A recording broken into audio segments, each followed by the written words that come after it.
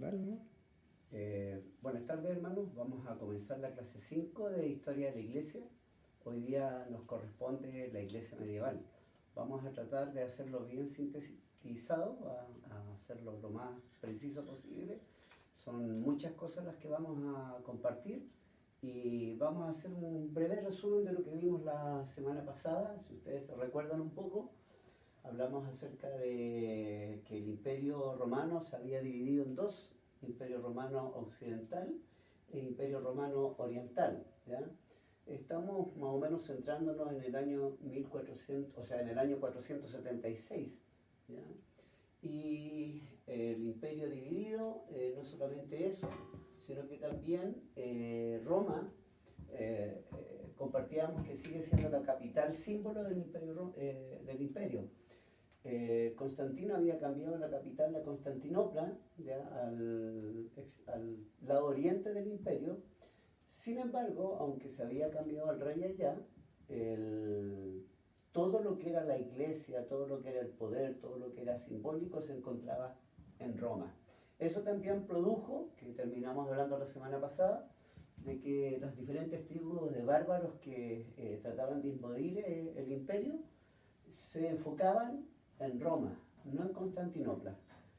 Y Roma era la que estaba siendo constantemente asediada, atacada, toda la parte occidente del imperio. Entrando ahora a lo que vamos a compartir en esta clase con respecto a lo que es la iglesia medieval, estamos hablando más o menos de entre los años 476 después de Cristo al año 1453 después de Cristo. Hay varias fechas entre medio que vamos a estar viendo lo que ha sucedido, pero hay algunos que hablan que la época medieval es del 476 al 453, que es la caída de Constantinopla, ¿ya? Pero otros también que hablan que es del 476 al 1517, que es la Reforma Protestante.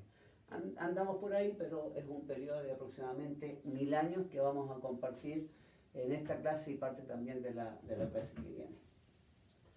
Uno de los primeros temas que quiero que aprendamos es acerca de la vida monástica o los monasterios, ¿ya? La importancia que tienen en este periodo medieval.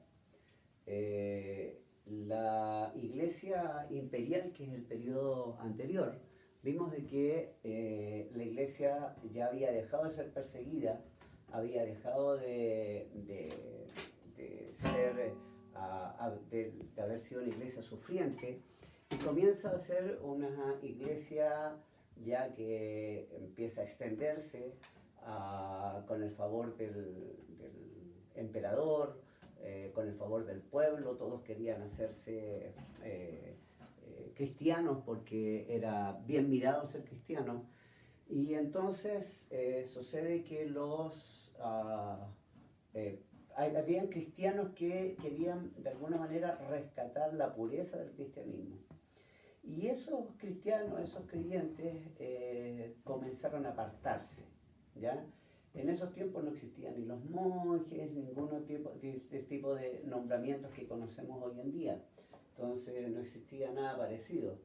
Pero había muchos que estaban descontentos de lo que estaba pasando con la iglesia en esos tiempos ya. ¿Y qué hacían ellos? Se retiraban solos o se retiraban en grupos para poder buscar de alguna manera esa pureza, esa fe, esa cercanía con Dios. Estas personas empezaron a ser conocidos como anacoretas, ¿ya?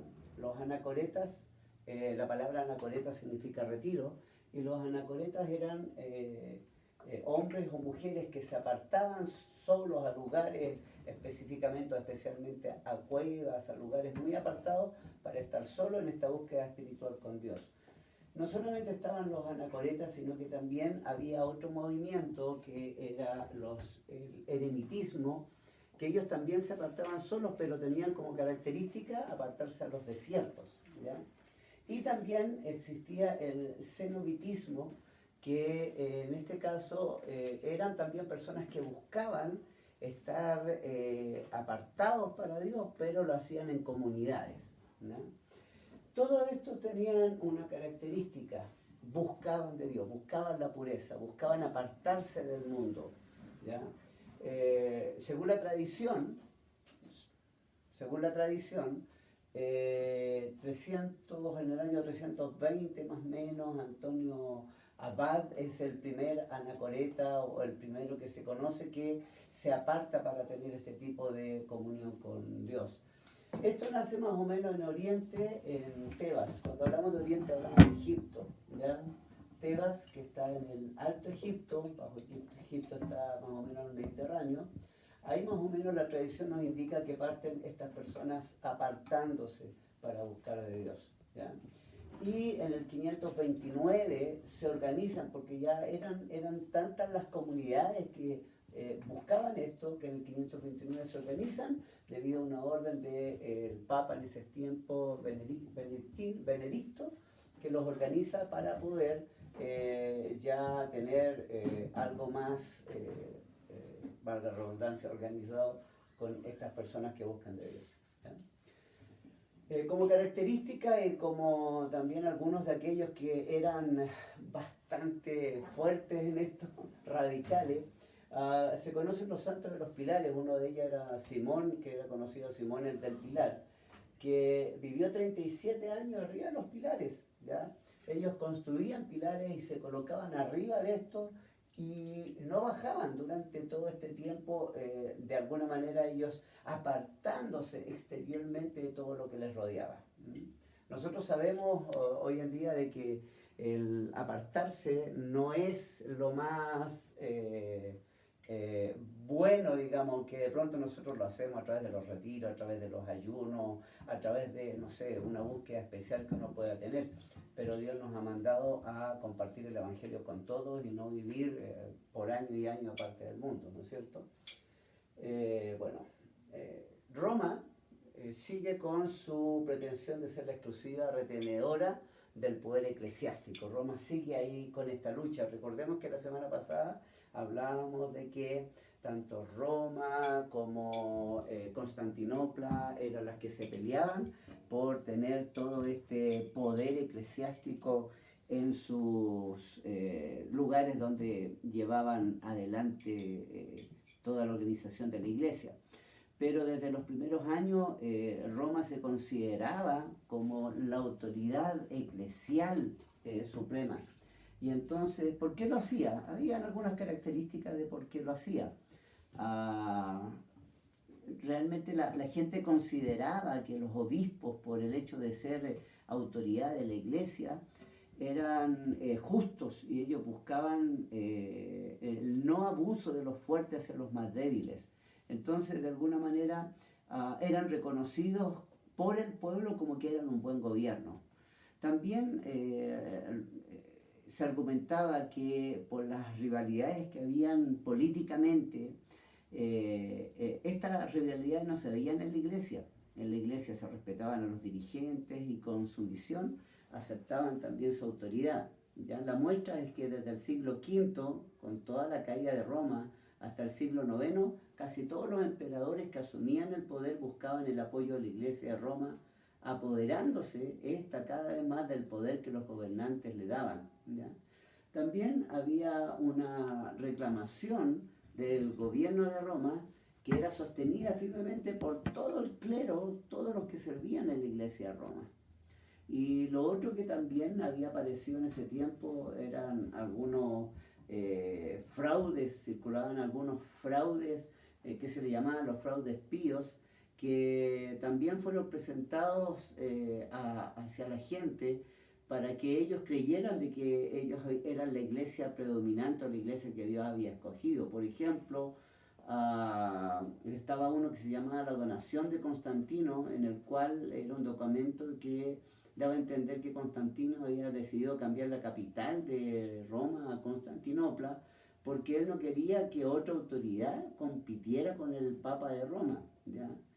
Entonces estas cosas circulaban ahí. Y Roma seguía peleando y seguía disputando con el encargado de la iglesia de Constantinopla acerca de quién tenía el poder eclesiástico. Eso es lo que pasaba con Roma. También Otra de las cosas que tenemos que fijarnos en este periodo es la entrada del Islam a esta parte de la historia. Estamos por el año 400, 500, 600 y el Islam más o menos entra o empieza su expansión en el año 612, 613, empieza la expansión del el Islam en todo lo que se conocía también como el Imperio Romano, el ex Imperio Romano. Recordemos de que si vemos acá está el mar Mediterráneo, ¿ya? Todo el Imperio Romano del Oriente estaba acá, del Oriente y del Occidente estaba acá. Bueno, empieza la expansión del islamismo y acá tenemos una figura que nos ilustra un poco mejor cómo el Islam empieza a avanzar y empieza a tomar toda la parte de Egipto, empieza a tomar, de hecho, se posesiona en todas las ciudades santas, ya a la orilla del mar del Mediterráneo. Toma Jerusalén, toma Damasco, y empieza no llega a Constantinopla, pero sí ya toma toda la parte de Asia, llega a España y toma buena parte del ex imperio romano. Entonces el Islam comienza a extender su creencia, su fe a toda la cristiandad también. Aquí hay datos interesantes que quisiera que nos fijáramos, ¿ya? Y también les voy a dejar una tarea que ustedes puedan leer acerca de cómo todo esto produjo después el tema de las cruzadas, cómo los cristianos quisieron retomar las ciudades santas tomadas por los islamitas o los turcos que empezaron a avanzar contra esta religión. Quiero destacar algunas cosas acá que creo que son importantes para que entendamos también lo que está pasando hoy en día. Esta religión del Islam, ¿ya? Es recibida por Mahoma, su profeta Mahoma, y su profeta Mahoma argumenta que el ángel Gabriel le dio a entender que de parte de Dios ellos eran la nación escogida. Nosotros sabemos que en el Génesis, ya tomando las palabras del Génesis, Dios le promete la tierra y le promete su bendición a Abraham, a su descendencia. Como Abraham toma a una de sus siervas, que es Agar, y ahí tiene un hijo con ella, que es Ismael. Entonces, el Islam declara que Ismael, ¿ya?, es el heredero de la promesa de Dios. Y entonces por eso ellos luchan con fe acerca de que toda la promesa de Dios es para ellos.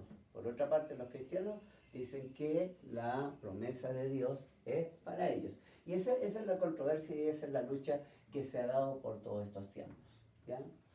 Eso con respecto al Islam. Entonces, también destacar que los árabes traen toda una forma de educación, traen mucha ciencia, traen todo esto y hacen de que se pueda recorrer o se pueda tener una base. Nosotros tenemos una base bastante fuerte también, no solamente de todo el Imperio Romano, de todo lo que era Grecia, sino que también acerca de todo lo que es los árabes, ¿ya? Palabras árabes, todo eso. Bien, otro de los datos interesantes en este tiempo es el cisma de la iglesia. El año 1054 se produce un cisma de la iglesia, ¿ya? Eso lo voy a ilustrar, lo ilustramos de la siguiente manera. Recordemos que la iglesia está dividida entre el imperio oriental y el imperio occidental, ¿ya?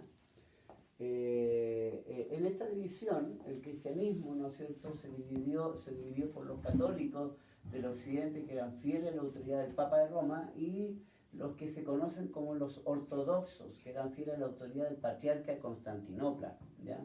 Entonces, en el año 1054 ya no se soporta más, ya ese tira y afloje de quién era la autoridad central de la iglesia, ya se rompe y se produce el cisma de la iglesia, o que se conoce como el cisma de la iglesia en el año 1054. ¿Qué sucedía? Ya que había cosas que nunca se pusieron de acuerdo. Por ejemplo, la fecha de la Pascua. Nunca se pusieron de acuerdo en el uso de las imágenes en la iglesia. La iglesia ortodoxa no permite imágenes en la iglesia, en cambio la iglesia católica sí, la católica apostólica romana. La doble procesión del Espíritu Santo, que indicaba una iglesia, en el caso de la iglesia del occidente, de que proviene del Padre y del Hijo, la del Oriente que solamente proviene del Padre. El uso del pan sin levadura en la misa, ¿ya? Bueno, todas esas cosas, ¿ya? En las cuales nunca se pusieron de acuerdo, terminan por dividir, y aquí hay una imagen mucho más moderna, por supuesto, donde se caracteriza al jefe de la Iglesia Católica Apostólica Romana, que es la Iglesia del Occidente, y el jefe ortodoxo, el patriarca de Constantinopla, que es el jefe hasta el día de hoy ya de la Iglesia del Oriente. Otra de las cosas que también quiero destacar son las cruzadas, como yo les decía, ¿ya? Las cruzadas fueron prácticamente dos motivos que llevaron a que la iglesia tomara todo lo que era esta fuerza militar para llevar a cabo la recuperación de los lugares santos, pero también proteger todo el mundo cristiano del avance musulmán, ¿ya? Y tenemos 8 cruzadas. Yo obviamente no tengo el tiempo como para poder definir cada cruzada, y esa es la tarea que ustedes tienen ahora. Yo les voy a mandar un documento donde brevemente, por supuesto, existe la descripción de cada cruzada, y yo necesito que ustedes lo lean porque también tenemos preguntas acerca de eso, ¿ya? Así que ustedes leen cada cruzada, les voy a preguntar algunos detalles y ustedes después me responden ya acerca de eso, porque a mí también me da a entender que ustedes leyeron ya el documento que yo les entregué. Entonces, no voy a hablar más de esto, sino que decirles, y si tienen, por supuesto, tienen algunas dudas, tienen algunas preguntas, me las hacen llegar vía WhatsApp, vía correo en este rato, de aquí hasta las 11:59 de la noche tienen horario, me las hacen llegar para yo también poder respondérselas. ¿Les parece? Ok. Bien, vamos a seguir adelante. Otro de los temas, son muchos, ¿no es cierto? Otra de las cosas que yo quiero que veamos rápidamente es el tema del feudalismo. Para todos los que ya les gusta la historia y han estudiado obviamente acerca de la historia universal, se habrán dado cuenta que el feudalismo fue un movimiento totalmente fuerte en este periodo, entre los años 900, 1000, 1100, ¿ya? De hecho, incluso parte del 800, ¿ya? Y acá tenemos una pirámide que nos muestra más o menos cuál era el sentido del feudalismo en esos años, ¿ya? Y aquí, por ejemplo, si ustedes se dan cuenta, en esta pirámide, en la parte más alta tenemos al rey, pero paralelamente, ¿ya? Al lado del rey se encontraba el papa.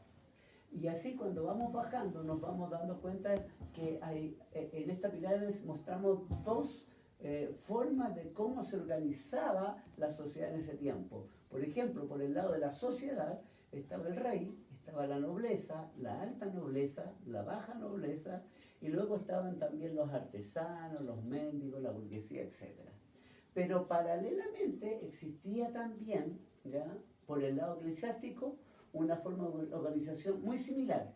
Estaba el papa, luego estaba el alto clero, el bajo clero, y bueno, venían todos los campesinos y todas las personas que de alguna manera eran cristianos, pero estaban dentro de la sociedad, o el tercer estado que se le llama, la sociedad más baja. Esto mismo ya se dio en la iglesia paralelamente como en la sociedad. Cuando nosotros estudiamos o leímos o hablamos del tiempo feudal, hablábamos de los señores que tenían vasallos. De la misma manera, en la iglesia habían señores, en este caso representados por el Papa, que también tenían vasallos. Y aquí se produjo algo muy interesante y yo creo que es lo que nos da la luz para los tiempos que vienen a continuación, después de la época medieval, que viene el tiempo de la Reforma. ¿Por qué? Básicamente, ya tras la coronación de Carlomagno en el imperio romano de Occidente volvió a recuperarse, ¿ya? Estamos hablando ya más o menos del año 800 y es como que de alguna manera el imperio romano del occidente se recupera, vuelve a tomar fuerza, ¿ya? Pero en este caso ya no solamente toma fuerza el imperio romano como tal del occidente, ¿ya? Que ahí se conoce como el imperio carolingio por Carlomagno, sino que también la fuerza del Papa, o el Papa toma mucha fuerza, ¿ya? Y en este sentido, ambos, el Papa y el emperador romano, pasan a ser los que mandan este imperio carolingio. Si ustedes se dan cuenta, ¿no es cierto?, tienen tomada buena parte de la península itálica y una muy buena parte del ex imperio occidental, ¿ya? ¿Qué sucede? ¿Ya? En este interés, ya como dice ahí, por parte del poder temporal, se plasma el apoyo y desarrollo de las instituciones religiosas importantes, actividades de evangelización, donaciones para la fundación de monasterios e iglesias. ¿Qué sucede? Que hay tal unión entre el emperador y el papa, que el emperador empieza a darle tierras al papa para que pueda administrarlas. Recordemos que había monasterios, los monasterios empiezan a ser independientes del imperio y empiezan a tener sus propias tierras. No solamente eso, la vida de piedad se generaliza entre los fieles y se logran altas cotas de cohesión religiosa social. O sea, era casi lo mismo el ser religioso y socialmente. O sea, si yo podía escalar socialmente, eso significa que también podía escalar como eclesialmente, ¿ya? Y el imperio impulsó también la recepción de la cultura clásica, nacimiento de corrientes de pensamiento inspiradoras, sobre todo en San Agustín en su obra de Civitate, que propone el gobierno de los asuntos públicos basado en el Evangelio, la justicia y el buen gobierno. Eso significa que nuevamente se empieza a entremezclar todo lo que es la iglesia y el Estado, ¿ya? Lamentablemente, o sea, de alguna manera la historia nos dice que la obra política de Carlomagno no perduró. En el año 814 el imperio se fragmentó entre sus hijos y diversos reinos y surgió la institución del feudalismo, como le decía hace un momento atrás. ¿Qué significaba esto? Esto se basaba en un contrato, el rey y los grandes señores protegían a sus vasallos a cambio de un tributo en dinero, en trabajo o especie, ¿ya? O sea, el rey o el señor feudal ya protegía a sus vasallos, pero los vasallos tenían que rendirle tributo. De la misma manera, esto pasó con la iglesia, ¿ya? La iglesia podía proteger, pero si le rendían también tributo, ¿ya? Y esto marcaría la vida medieval. La gente del pueblo la gente del pueblo ya eran incapaces de defenderse por sí mismos. Buscaban la protección del estamento noble militar, pero también buscaban la protección de la iglesia. Y en este sentido, los obispos y abades fueron piezas clave de la política de los reinos y del imperio. Sus nombramientos y elecciones superaron en el ámbito eclesiástico. Para finalizar esta primera parte de la iglesia medieval, para finalizar esto, este sentido del feudalismo, este sentido de poder imitar lo que estaba pasando a nivel social, hizo que la iglesia nombrara personas para que dominara las tierras que el mismo emperador les daba, para que gobernaran las tierras, y ellos como cristianos, entre comillas, ¿no es cierto?, gobernaban estas tierras y tenían sus vasallos, pero hacían lo que querían con las personas. Esto produjo justamente un descontento de las personas, porque ellos, aunque querían ser protegidos, también se daban cuenta que eran abusados, ¿ya? Vamos a seguir una segunda parte en la próxima semana.